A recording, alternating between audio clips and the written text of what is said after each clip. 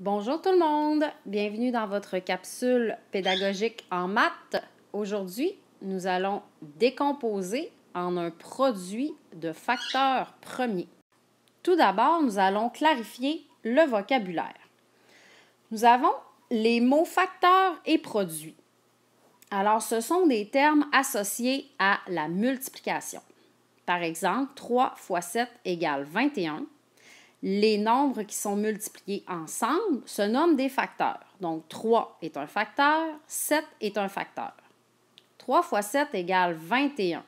Le résultat de la multiplication se nomme le produit. Nous avons également nombre premier à clarifier. Qu'est-ce qu'un nombre premier? C'est un nombre qui ne possède que deux diviseurs, 1 et lui-même. Par exemple, le chiffre 3. Je peux diviser le chiffre 3 par 1. Donc, 3 divisé par 1 me donne 3. Et je peux aussi diviser 3 par lui-même. Donc, par 3. 3 divisé par 3 égale 1. Si je reste dans les nombres entiers, il n'y a pas d'autres diviseurs possibles. Alors, 3 est un nombre premier. Si je prends le chiffre 4, 4 peut se diviser par 1, ça va me donner 4. 4 peut se diviser par lui-même, 4 divisé par 4 égale 1, mais 4 peut aussi se diviser par 2. Donc, 4 divisé par 2 me donne 2. Donc, ce n'est pas un nombre premier. On appelle ce nombre un nombre composé. Alors, voici maintenant une petite liste des nombres premiers compris entre 0 et 20. Ce sont ces nombres-là que vous aurez besoin généralement pour faire une décomposition en arbre. Alors, je retrouve dans les nombres premiers le 2, 3, 5, 7, 11, 13, 17, 19 et ça continue, mais nous allons davantage nous intéresser à ceux-ci.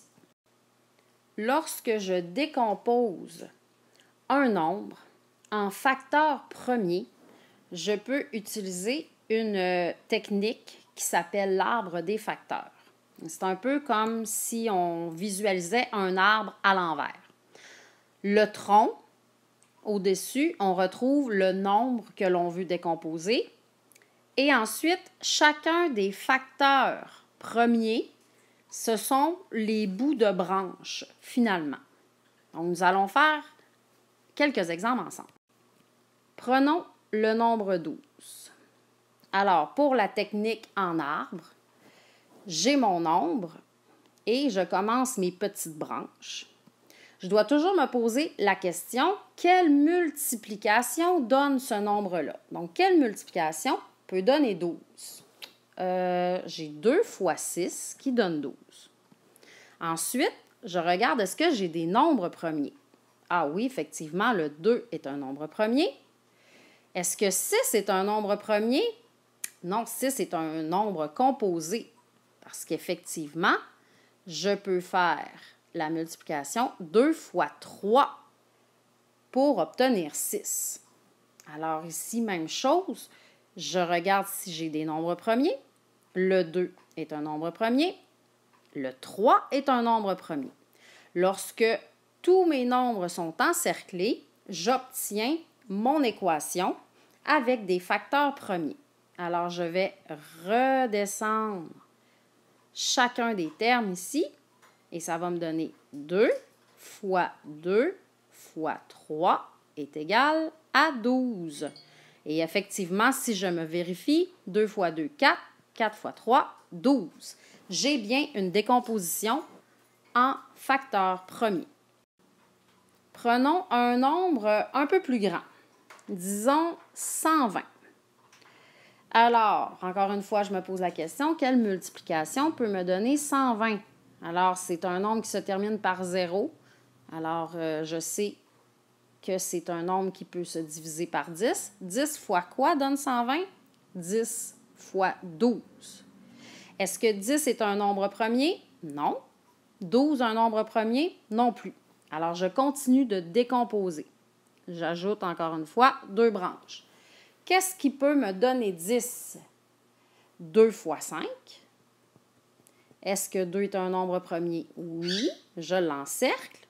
5 est un nombre premier? Oui, je l'encercle également. 12. Donc, tout à l'heure, on avait ce nombre-là. Qu'est-ce qui peut me donner 12? 3 fois 4. Alors, est-ce que 3 est un nombre premier? Oui. Est-ce que 4 est un nombre premier? On l'a vu tout à l'heure. Non, c'est un nombre composé. Qu'est-ce qui me donne 4? 2 fois 2. Alors, 2 est un nombre premier. Et l'autre 2, évidemment, l'est aussi. Alors maintenant, je peux descendre tous mes facteurs premiers et faire mon équation. Donc, 2 fois 5 fois 3 fois 2 fois 2 est égal à 120. Il y a deux façons de présenter une décomposition en facteurs premiers. Alors, la première, c'est de faire une suite de multiplication de facteurs premiers en ordre croissant. Donc, on va en ordre croissant, ça veut dire du plus petit facteur au plus grand. Et normalement, on va essayer de rassembler les mêmes facteurs ensemble. Donc, si on reprend l'exemple qu'on vient de voir, 120, nous avons nos facteurs premiers ici. Et lorsque je fais la suite de multiplication, je place tous mes 2 ensemble et ensuite, le plus grand nombre était 3, puis le 5. Donc, 2 fois 2 fois 2 fois 3 fois 5 égale 120. Mais je peux aussi faire une suite de multiplication avec des nombres exponentiels. Et c'est ce que nous avons vu cette semaine, les exposants.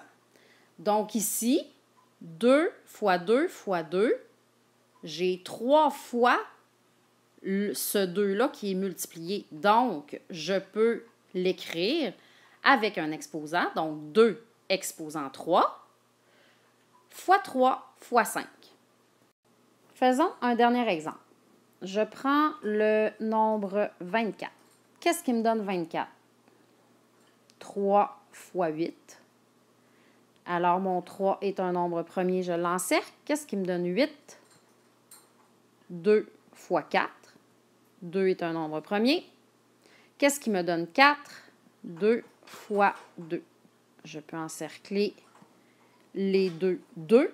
Et maintenant, je vois que j'ai des nombres premiers partout. Il me reste à les descendre. Alors, ça me donne 3 fois 2 fois 2 fois 2 égale 24.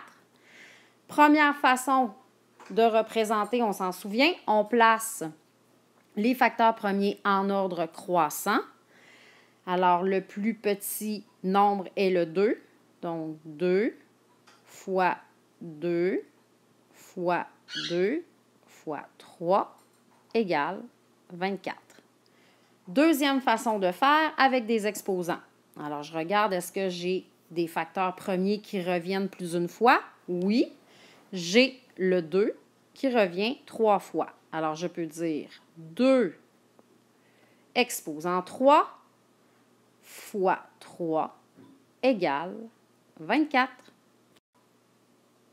À toi de jouer maintenant.